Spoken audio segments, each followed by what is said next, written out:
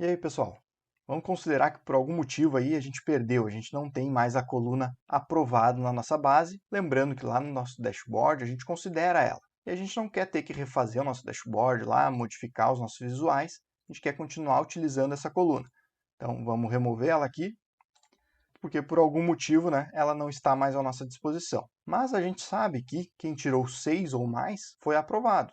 Quem tirou menos que 6 foi reprovado. Então a gente pode inserir uma nova coluna considerando essa condição. Então como a gente faria isso? A gente vai vir aqui na opção adicionar coluna e vamos criar uma nova coluna, que é uma coluna condicional. Ou seja, vamos inserir uma coluna com uma determinada condição. Os valores dessa coluna estarão preenchidos de acordo com a condição que a gente vai indicar. Então, selecionei a coluna, vou dar um nome para ela, vai ser aprovado, para manter o mesmo padrão que a gente tinha. E eu vou dizer que se na coluna nota o valor for maior ou igual a 6, essa pessoa foi aprovada. Então, é sim o que nós tínhamos indicado na coluna anterior.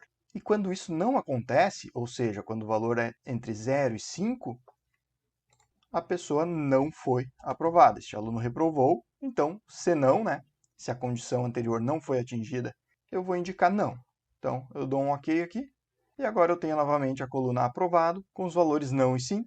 Vamos alterar aqui o tipo de dado, deixar como do tipo texto, como a gente tinha anteriormente.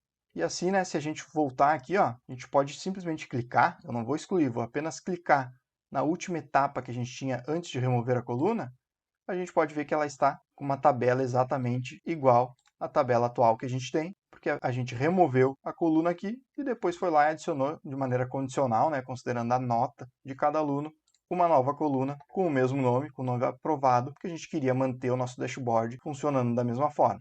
Então, se a gente voltar aqui na página inicial, vamos fechar e aplicar, por mais que a gente tenha excluído a coluna aprovado, como a gente incluiu ela novamente, ela continua à disposição aqui.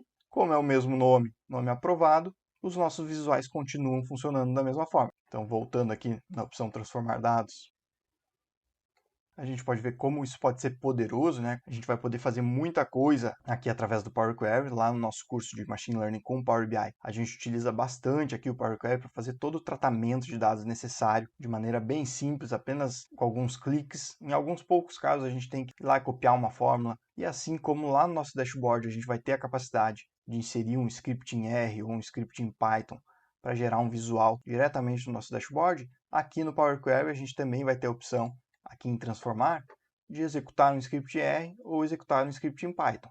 Então isso vai nos possibilitar que a gente insira dados aqui nessa tabela ou utilize os dados aqui dessa tabela em um script em R ou um script em Python. Então, por exemplo, a gente pode utilizar os dados que a gente tem aqui na nossa tabela para treinar um modelo de machine learning, realizar as devidas previsões e retornar esses dados previstos como uma nova coluna, por exemplo, aqui na nossa base. Então vamos supor que aqui, né, a gente tivesse várias informações sobre esses alunos e a nota deles. E o nosso objetivo fosse criar um modelo que aprendesse esse relacionamento aí, né, dessas outras colunas que teríamos aqui nessa base com a nota que o aluno tirou.